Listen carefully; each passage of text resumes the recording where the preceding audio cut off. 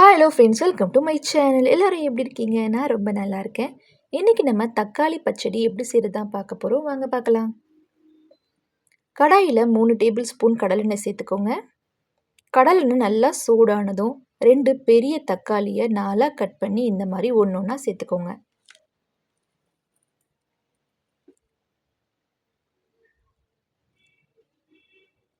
அடுத்து 10 பல்லு பூண்டு சேர்த்துருக்கேன். உங்களுக்கு பூண்டோடைய ஃப்ளேவர் பிடிக்காது அப்படின்னா ஒரு 4 பல்லு பூண்டு மட்டும் போதும். மூடி போட்டு நம்ம வேக வச்சுக்கலாம். பாருங்கள், ஒரு பக்கம் நல்லா வெந்துருச்சு. திருப்பி போட்டு இன்னொரு பக்கமும் நல்லா வேக வச்சு எடுக்க போகிறோம்.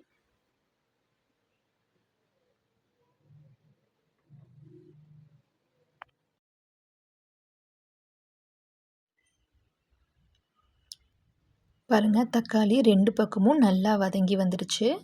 இது நம்ம தனியாக ஒரு பாத்திரத்தில் எடுத்து வச்சுக்கலாம்.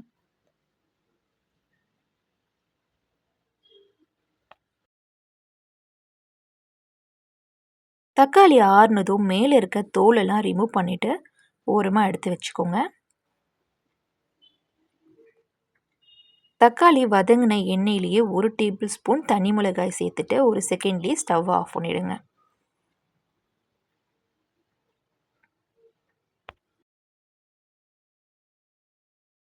வதக்கிய தக்காளியில் ஒரு மீடியம் சைஸ் வெங்காயத்தை நல்லா பொடி பொடியாக நறுக்கி சேர்த்துக்கலாம். பொடியாக நறுக்கிய கொத்தமல்லி, ஒரே ஒரு பச்சை மிளகாயும் நறுக்கி சேர்த்துக்கோங்க.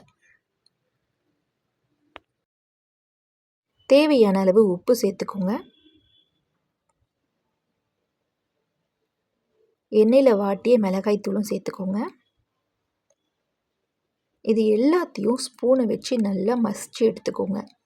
ஸ்பூனில் கொஞ்சம் கஷ்டமாக இருக்கும். நீங்கள் கையிலையே நல்லா பிசைஞ்சிங்கன்னா டேஸ்ட்டும் சூப்பராக இருக்கும், ஈஸியாகவும் இருக்கும்.